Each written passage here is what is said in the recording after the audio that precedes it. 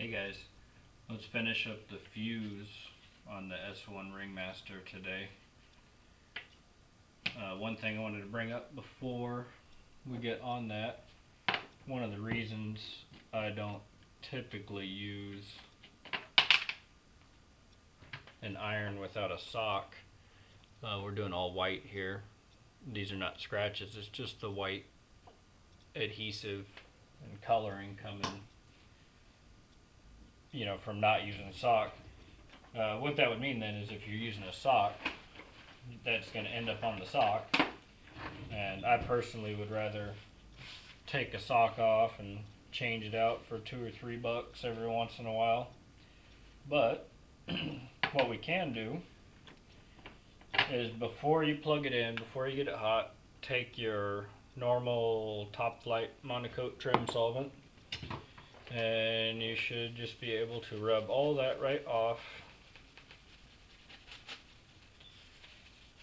And it is like new again. For safety reasons, don't do it with it plugged in, but also when it's plugged in and that stuff is gooey, it'll just be a little more difficult to come off anyway. So now that we got everything clean, we're ready to go. Let's go ahead and finish this fuselage. We have one side done.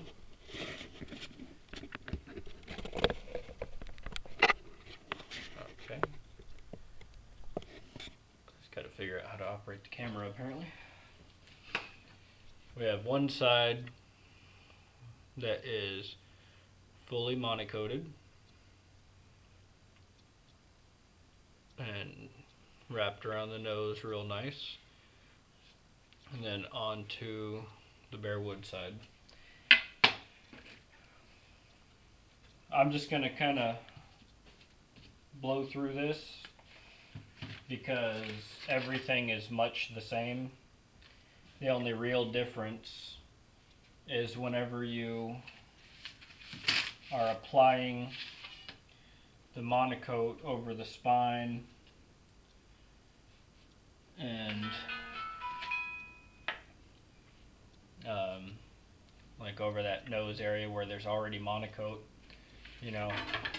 We have this where it's probably doesn't show, nice and super smooth, so whenever we go over it, we're going to overlap pretty much that whole area.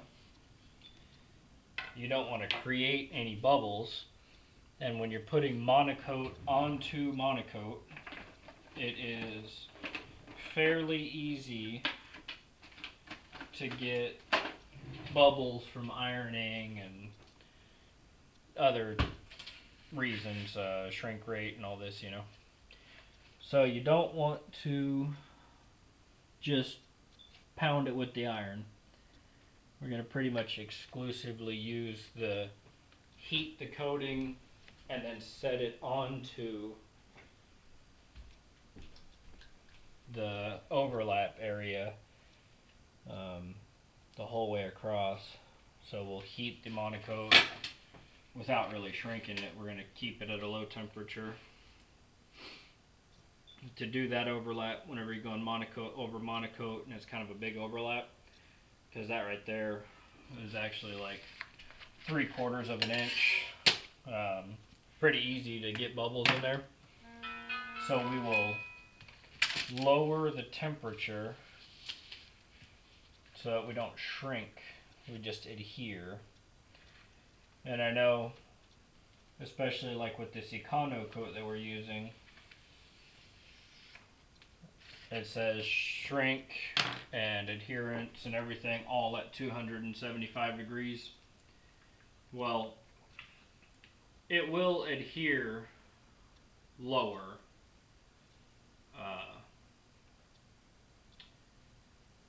It doesn't have to be a full 275 to adhere it to the Monokote. So, get this on. Trying to get this going, not be boring, but also not be long-winded. However, applying Monokote when you're not the person doing it is probably kind of boring.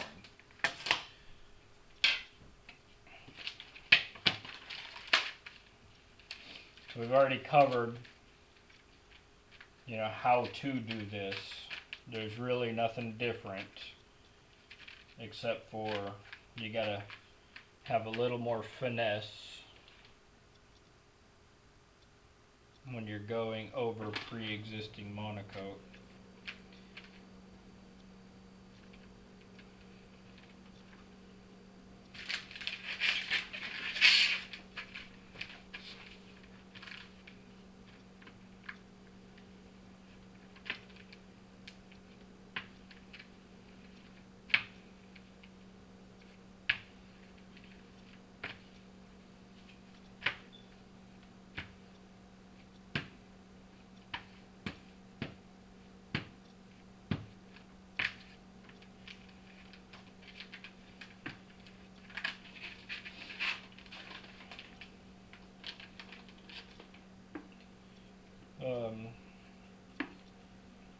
Like I said, we've already covered this part of how we're going to do this stuff, so I don't really want to bore you to tears with it.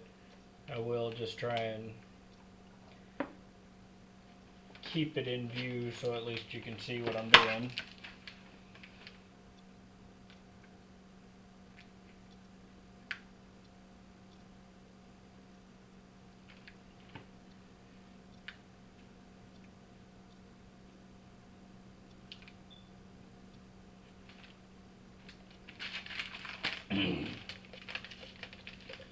Sorry about that. Almost had a bit of a crease crisis there. I gotta pay attention to the work at hand while I'm recording. It's one of those, that would be a prime example of why I always say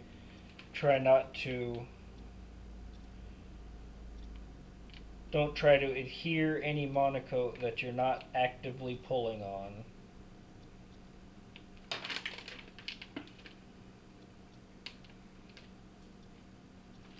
Especially with EconoKote. I love EconoKote. I don't use it as often, but I always recommend it to people who have either never attempted monocoating, or people who have not tried it in a very long time, or even people who have tried it and just have not been very successful. EconoKote's pretty good to practice with. I like it.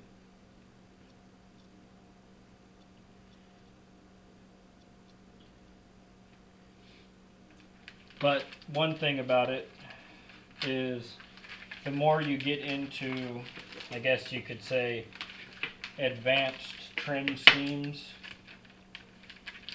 the more you'll find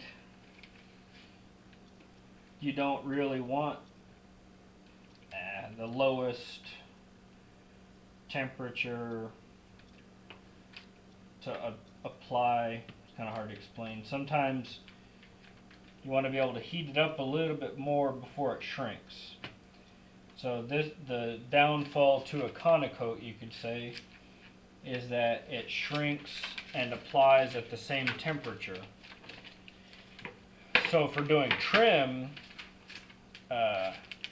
it's not always great, but one thing you can do to avoid that is you can apply EconoKote as a trim over Monokote, because then the Monokote won't shrink, so your base will not shrink and your EconoKote trim will adhere. And a good thing about using EconoKote as a trim is that when applying this stuff over another color, especially Monokote, like I said, the Monokote won't shrink because you're using a really low temperature. But if you use your temperature setting around 250 instead of 275, you can apply EconoKote as a trim at a much lower temperature. That way the EconoKote will not shrink, it will just adhere. I hope I'm not just talking in circles, because I'm actually trying to focus on this as well. I know this is kind of a basic covering job here, but I would like it to turn out really nice.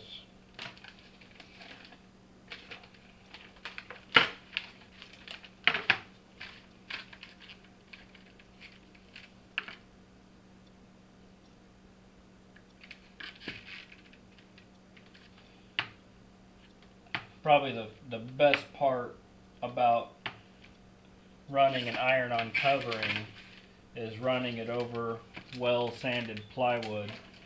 I mean, it just looks so good because plywood is so easy to prep and make it look good, you know. I mean, this is just a Ringmaster, it's just a profile. I like Ringmasters, but this ain't mine. It's just white. I want it to look really good, but I didn't need to spend, 30 hours of sanding this thing to get that plywood to look that good. I mean, it's like a plastic coating. It looks really good. So that's one thing about doing Monokote is with minimal amount of prep, you can get a decent looking airplane in the air and flying fairly quickly.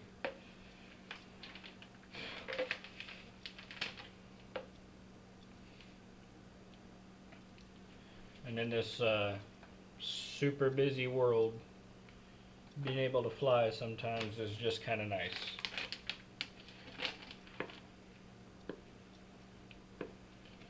Okay. We really got a good, I mean, we're pretty much there at 12 minutes. And I've been talking a lot. At 12 minutes, we're about where we were in that first whole video. And that was like 26 minutes. So, we got our outline, like I said before, as long as you can see the outline, and it's very, very visible, you're on to moving on to the next step. So the next step on this is going to be applying Monokote.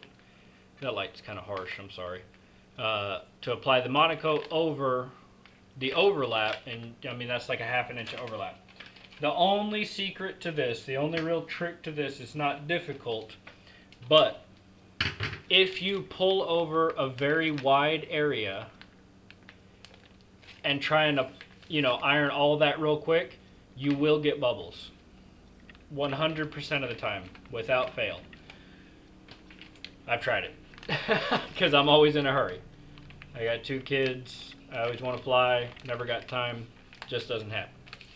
So, to avoid that, you just simply take your time. And you do the iron perpendicular to the fuse. So you get the least amount of surface area. You can use just the tip. In a lot of situations, I'll use just the very tip of the shoe, and you roll it around just the same as you would over the bare wood, but you do very, very small strips. Limit yourself to around 1 inch. Where are we at? It's all white, it's kind of hard to see. So that section is adhered. Sorry. Notice it's very, very smooth. We did not get any air bubbles. That's it. That's the trick. I know it looks like it's probably going to take a while, but most of it's because I'm blabbing on the camera. I mean, if I'm sitting here and I really try to pound this thing out, it's just a couple more minutes, and that, that will be done.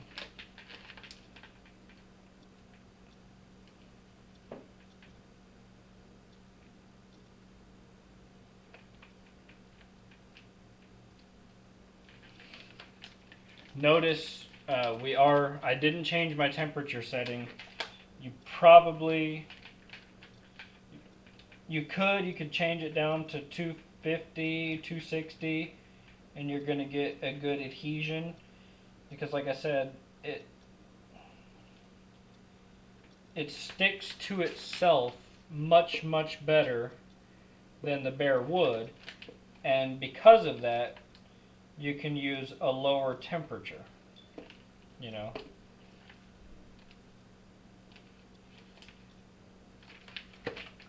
So we're going up and over these weird compound curves. For the beginner, someone like me in this situation where I just can't spend a lot of time or money, EconoKote is really the way to go, because it goes over compound curves so easy. It's such a nice product for that. There's many benefits on using Monokote over Ultracote, or excuse me, Monokote over EconoKote. So I'm not going to sit here and say, you know, start using EconoKote only. But it is a good product, and I would definitely endorse it all day long.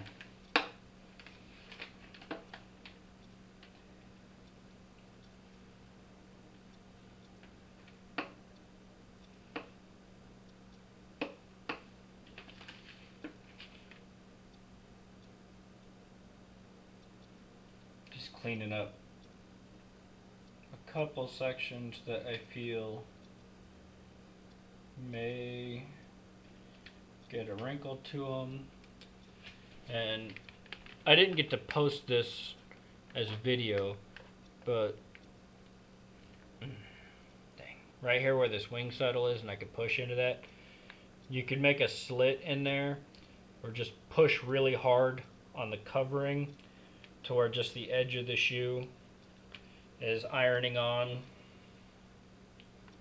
to the edge of that saddle.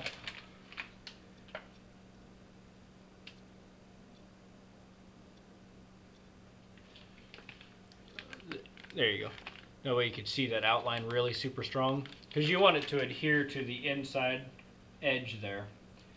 That way whenever you cut it off, it's actually adhered inside of there as well.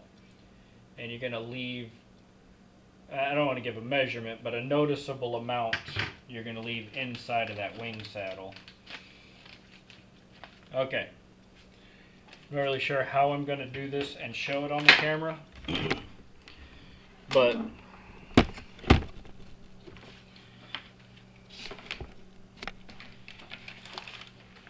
this part is a little tricky. I hope a couple people have still hung in. I can't really see the screen. It's a 1080p camera, so I'm hoping this comes out good. Okay, so on this tip, you know, on the other side, it's already super smooth. Because this stuff wants to stick to itself, and because this stuff is going to stick to the other side, this is kind of tricky. So from the nose to right here, I got an inch. This inch I don't want to adhere. Adhere all the way up to here and stop, because we have to round this corner. The way you round this corner, since it's a pretty sharp, you know, like 90-degree corner there, you're going to take this and you're going to purposely create, you're going to pull it towards the tail.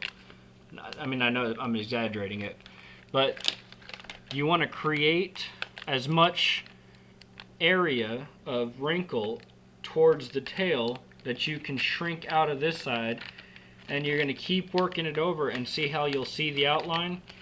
You're just going to keep working that back towards the tail. That way it'll, you know, bring itself down. So let me see if I can kind of illustrate that here. If you don't do this right, you're going to get creases on this nose. This is one of those things that just takes you, you know, a couple airplanes to get it right, especially on this second coat, because, you know, it sticks so bad to that bottom coat. Once you stick it down, you're not going to pull it off. You're actually just going to rip it. So if it adheres it and it's bad enough to where it's bothering you, just cut it off and patch it. A patch looks a lot better than a ironed down crease. And when I'm pulling this, I'm bracing with my other fingers and I'm really giving it to it. Now, if you have your heat too high or you pull it too hard, you absolutely will tear this stuff. So just keep a constant pressure, but just remember how thin it is. Don't He-Man it off. So I'm just slowly working out that first inch. So I really hope you can see this. It's hard for me to see, but I started from here to here. So now I got a nice smooth inch, and if you'll see, my Monokote is wanting to go that way. So that's pretty good because I've only got one big crease or one big wrinkle to iron out, and then my nose will be very smooth. And as you are heating this, just be very careful not to let the adhesive side touch the adhesive side because you will not get it apart. Like I said, you'll mess it up, make a crease, you'll have to cut it out. So we have on this side we have the engine mount area, which is good because that gives us somewhere to put the slack. So now that we pulled this way, now we can pull towards the engine mount. This side is easy because it's bare wood, and we have a lot of area to pull slack into the engine mount. This side would be hard because we're going over existing Monokote, but we gave ourselves that engine mount area to pull some slack into. So strategically, with any luck, we really are going to have a nice finish.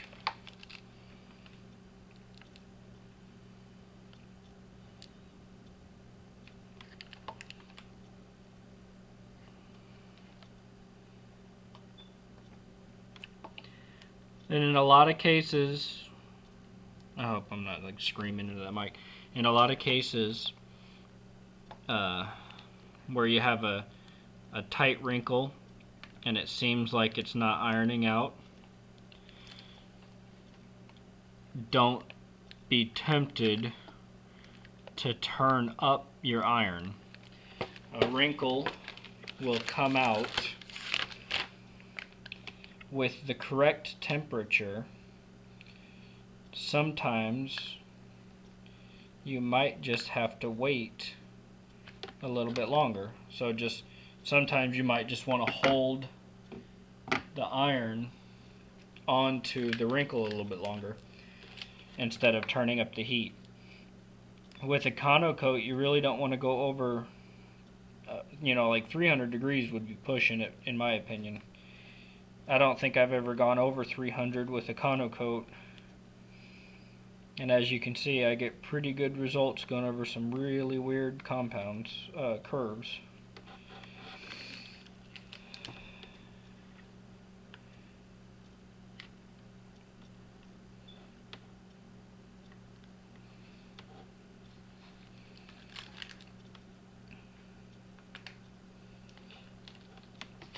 Now, for all the guys who do paint and dope and epoxy finishes and everything, you're probably wondering, you could have already been done spraying.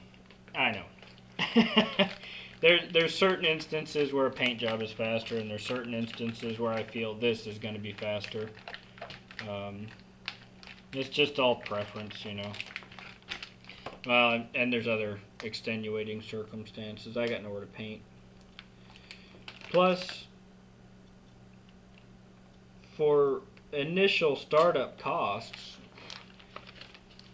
this is pretty cheap and easy because I don't have to buy a spray gun. I don't have one, so I'd have to buy a spray gun or an airbrush. And I'm not the kind of guy that would just buy some cheapo. I would ask around and see, hey, what's the best of the best? And of course, I'd end up buying that. Not because I know what I'm doing, but just because that's me. So, there's a lot of reasons why I don't paint. Plus, this white goes on sale all the time. I have a lot of white, red, and black airplanes. You know, when this stuff goes on sale for like $9 a roll, I'm there. I don't like to knock any other products, but that's not a but I'm going to. But I don't really like to knock products. I've heard a lot of talk about the Hobby King coat, and a lot of people refer to it as China coat, and that's not what I'm talking about. This stuff from Hobby King, it's like it was a real transparent color, and all the reviews said it covers like Ultra Coat. So my friend bought it, wanted me to cover an airplane with it.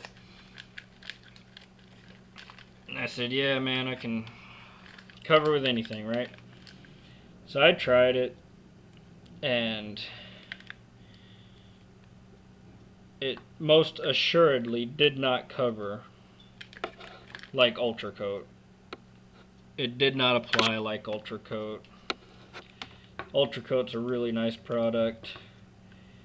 I would not put this in the category of nicest products I've used. And I kind of thought, well, hey, you know, maybe it's like Microlite or something.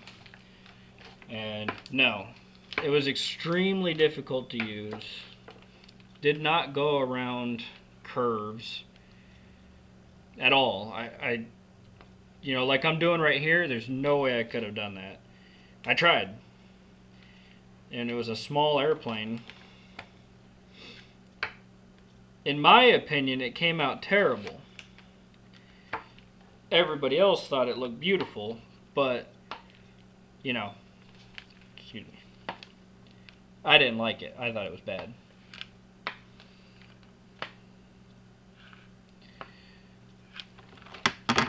So if you're going to go around fuselages and... Okay, so I should probably cut it before I show you, but we're there. So we covered that fuse side, about 27 minutes. You know, I wasted a lot of time yakking here. But I am sure hoping that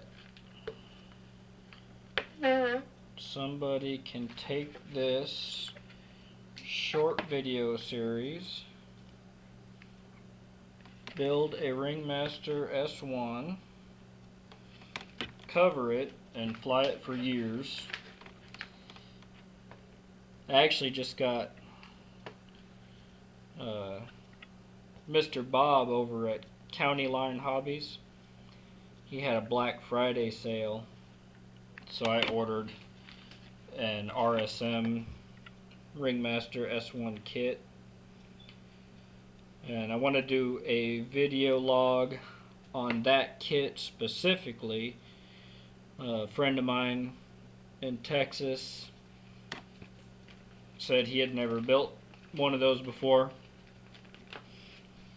and he was having questions that he wanted me to go over with him on the leading edge, because it's, you know, the 3-piece leading edge. So now we're back to this funny tail section.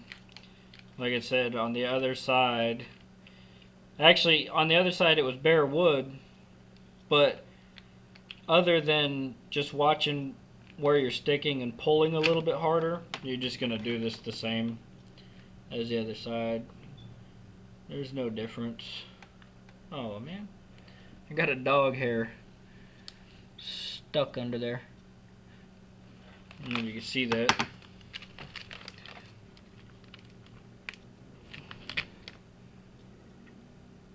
It's not really focusing there, huh? Dang. I got a dog hair. And of course, I'm covered in white and my dogs are black. Sorry, Charles. So, I want to do a video build on the S1 from RSM, just in case anybody had any questions, especially on that leading edge. The rest of it's pretty straightforward. Not that it was a big deal at all. He actually just called Eric, my friend in Texas, called Eric and asked him, you know, suggestions on how to do it or whatever it came about to be, and the airplane came out real nice.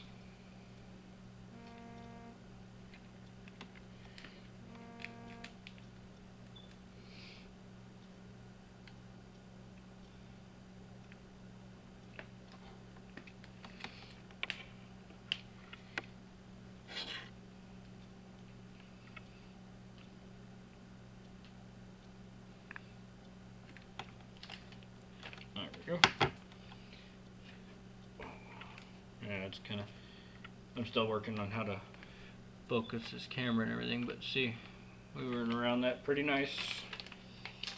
So that's about it. I mean, I just wanted to make sure, we went around these corners.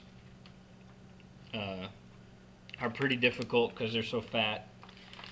The tail section, because it's a very sharp turn, more than a 90-degree turn, you know, and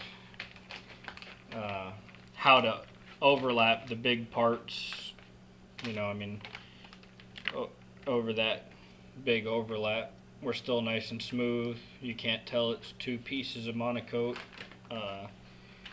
That's what you want, you know, that's kind of the dream result there. Can't really ask for anything more. Just on this second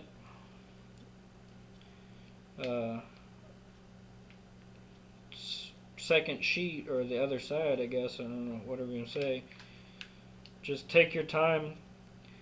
This side just takes longer to do than the other side, and it's just because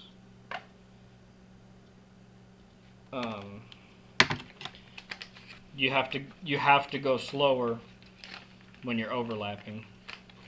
So anyway, that's really it. That's the only key points to hit on that subject. And then tomorrow, I hope, we will be on to the wing and the tail feathers.